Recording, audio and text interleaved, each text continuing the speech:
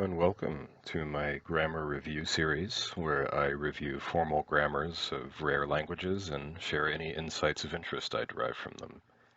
In this video, we'll be reviewing Nedjalkov and Otaina's 2012 grammar of the Amur dialect of the Nivkh language, a language isolate spoken in the Russian Far East and northern Sakhalin Island across both sides of the Straits of Tartary.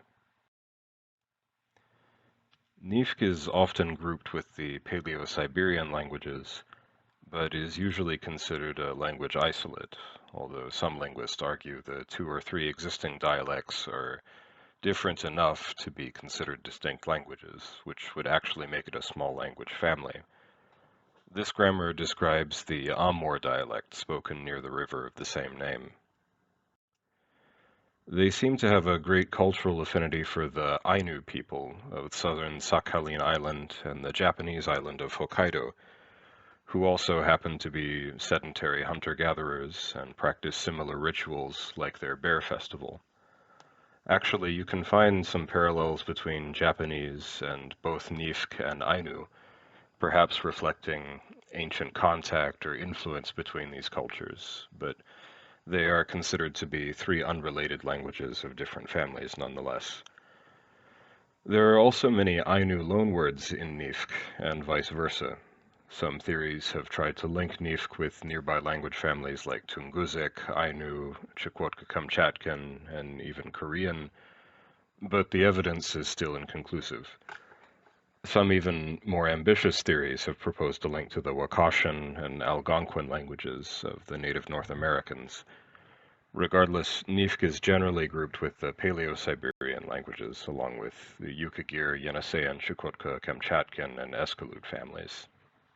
Moving on now to some interesting notes on Nivkh grammar. Nivkh is heavily agglutinating, so word compounding is a key grammatical process. Smashing words together leads to collisions between different sounds that can be hard to pronounce, so they often change predictably depending on the surrounding sounds. This is a pretty common problem that polysynthetic and agglutinating languages have to deal with, and there are various different strategies across the world for accomplishing this. Nivkh has an interesting system of softening hard consonant sounds or turning plosives into fricatives in certain environments. This has been compared to lenition in the Celtic languages, like Irish, for example. Here's a more concrete example. You can see the Nivkh word for dog is pronounced gan, khan, or gan in different contexts. Noun incorporation is fairly common in Nivkh, which should be a familiar feature to those who have experience with Native American languages, in which a related noun is incorporated into a verb semantically. We do this in some limited contexts in English too, like with the words bird watching and babysitting. Here, they animal helped versus old man helped. Like in other agglutinating languages, Nivkh can form fairly long words that express a comparable amount of information to a full sentence. For example, the phrase, he or she took only 1 crab at least, can be expressed with just 2 words. This was probably my favorite example sentence in this grammar. The sable is fluffy. Nivkh favors serial verb constructions, which seems to be a common areal feature in this region of Siberia.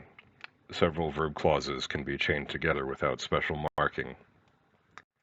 The plural forms can mark more than just plurality, like collective nouns and associative plurals. Sort of like how in Japanese, anatatachi can mean you and your associates. This is an ideogram for y'all, by the way. Or hiro-san tachi could mean hero and his associates, like family or friends. The Nivkh word for Chinese people seems to be related to the word Manchu. Interestingly, the first mention of the Nivkh in recorded history is from a 12th century Chinese chronicle, which mentions the Nivkh and Mongols were military allies, and that the Mongols intervened to help them in a war against the Ainu. They use the term Chiliami to refer to the Nivkh, related to the later term the Russians initially used, Gilyak, Both are derived from the Manchu language, or perhaps another closely related Tungusic language, which referred to the Nivkh as Gile, meaning something like boat people. So both the Chinese and the Nivkh refer to each other using Manchu terms. Nivkh has a fascinating and complex numeral system. There are 27 different noun classes, each using a different number system. The meanings of the numerals are distinct enough to function as nouns by themselves, and are treated as such grammatically. The word for two men is actually men, a false cognate with the English word. Also similar to Japanese, Nivkh is rich in ideophones, or onomatopoetic words used in storytelling. They even have a sound that means being stupid, so roughly the equivalent to the English derp derp, perhaps.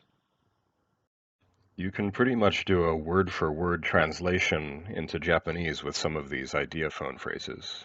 For example, koi nar nga nga hads, feeling sleepy, he is dozing, could be rendered as nemukatta nga uto uto soda. Many of the verb affixes are essentially particles or adverbs indicating how the speaker feels, sort of resembling Japanese constructions like shimau. There's even a separate imperative called the preventative, which implies be careful. Causative verbs can take up to 4 arguments: subject, direct object, indirect object, and instrument, marked by the nominative, accusative, dative, and instrumental cases, respectively. This grammar didn't include any longer sample texts, but here's a slightly longer example sentence instead. So that pretty much wraps up my notes from this grammar of Nivkh. I hope you found this information interesting, if not useful. If so, I would appreciate a like and subscribe for more rare language grammar reviews, and thank you for listening.